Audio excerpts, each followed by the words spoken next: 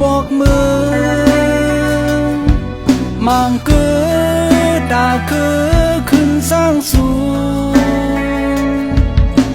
เลิน10 เลินปี10 ปีข้าวยามเสียงจอมเนินนาการหูถึงจอมอยู่จึงอำลืมแม่ซิมแป้งกืมหักโย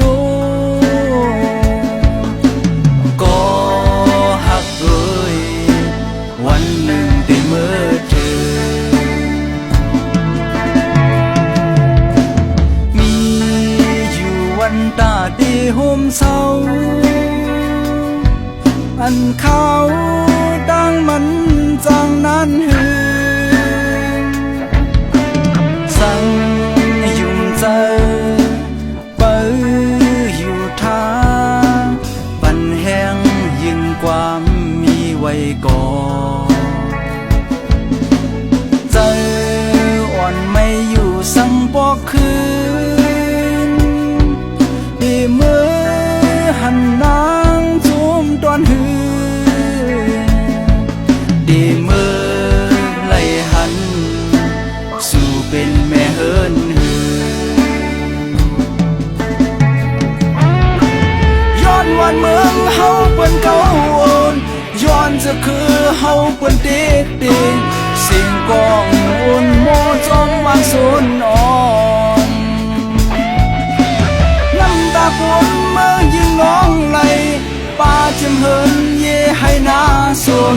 ไหลปล่อยพาไปพี่ตุกินใจได้ห้องให้นำ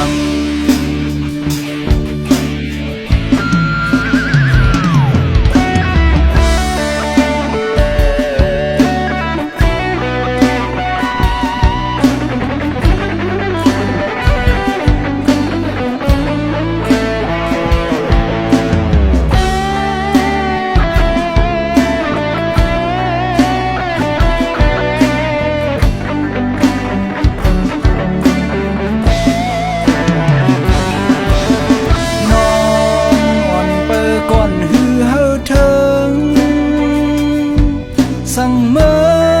หันนางห้ามเจ้าพงอ่านเดหงโกกโดดเท่าสั่งเจ้านางหักวางควางปัน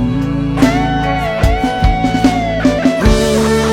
ถึงจอมอยู่เป็นก็จริงสั่งใจอำมวนบุญคือจืนเป็นตังทิศปีออกยานมือปลายการย้อนวันเมืองเฮาเปิ้นเก่าโอนย้อนจะคือเฮาเปิ้นเด็กเด็กสิบกองอุ่นโมจอมวางสุนอ่อนน้ำตาปนเมื่อยิงน้องไหลป่าจำเฮินเย่ให้นาสนไหลปล่อยพาไปพี่ให้สึกเสือไปส่องไปนำ